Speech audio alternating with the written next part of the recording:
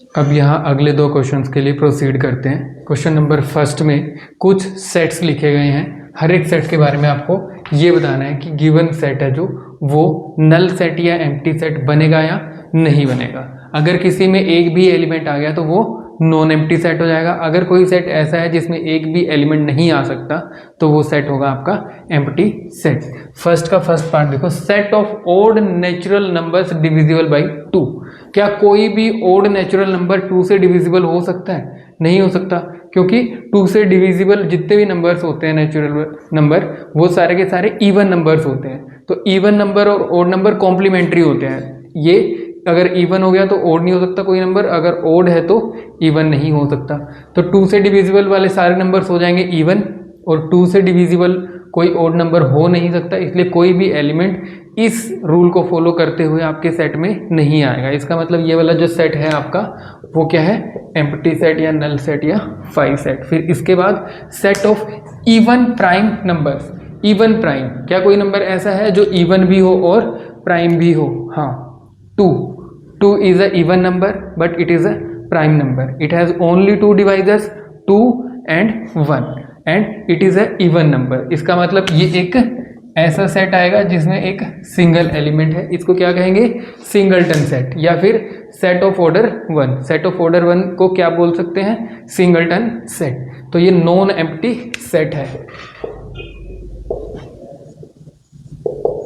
फिर इसके बाद थर्ड एग्जांपल जो है इसमें क्या है?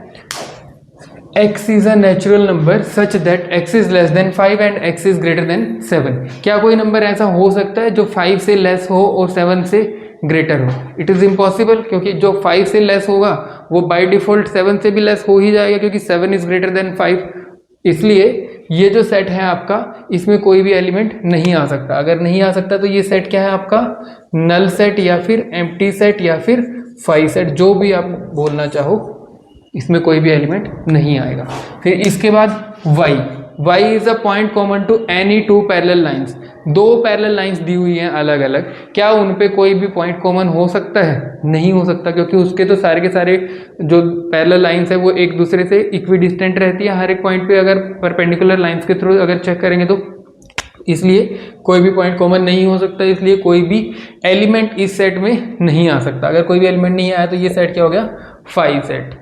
फिर इसके बाद आगे वाले एग्जाम्पल की ओर बढ़ते हैं। आगे वाले एग्जाम्पल में क्या बताना है? फाइनाइट और इनफाइनाइट मार्क करने हैं, कौन से सेट फाइनाइट है और कौन से सेट इनफाइनाइट है। फाइनाइट सेट वो सेट होते हैं जिसमें आपके एलिमेंट्स की काउंटिंग का प्रोसेस एक डेफिनेट नंबर के बाद रुक जाता है। वो कौन से होते हैं? Finite set. जब एलिमेंट्स की काउंटिंग की प्रोसेस का कोई एंड नहीं आता उनको बोलते हैं इनफाइनाइट सेट। और इनफाइनाइट सेट की डेफिनेशन वाइज अगर देखें तो जो सेट फाइनाइट नहीं होते वो होते हैं इनफाइनाइट सेट।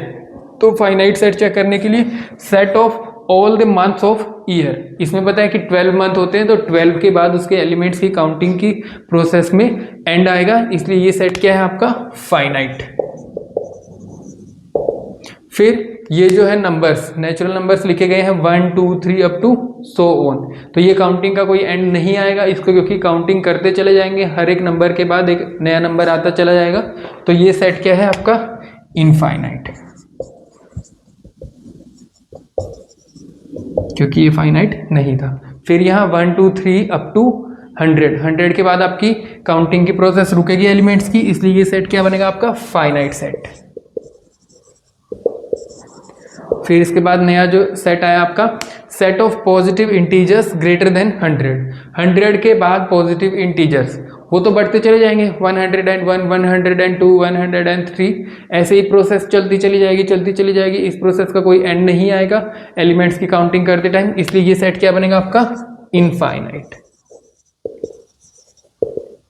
फिर the set of prime numbers less than 99 तक के ही नंबर्स हैं जो वही अपने आप में फाइनाइट हैं, उसमें से जो प्राइम नंबर्स आएंगे वो उससे कम निकल के आएंगे, इसलिए ये सेट भी क्या मिलेगा? फाइनाइट। इसकी भी काउंटिंग का, एलिमेंट्स की काउंटिंग का एंड आएगा, तो ये सेट क्या मिलेगा आपको? Finite ordered set. तो यहाँ आपने क्या ऑब्जर्व कर लिया? एम्प्टी नॉन एम्प्टी सेट्स का रिकग्नाइजेशन, फाइनाइट और इनफाइनाइट सेट्स का रिकग्नाइजेशन। अब इसके आगे वाला एग्जाम्पल सॉल्व करते हैं अगली वीडियो में।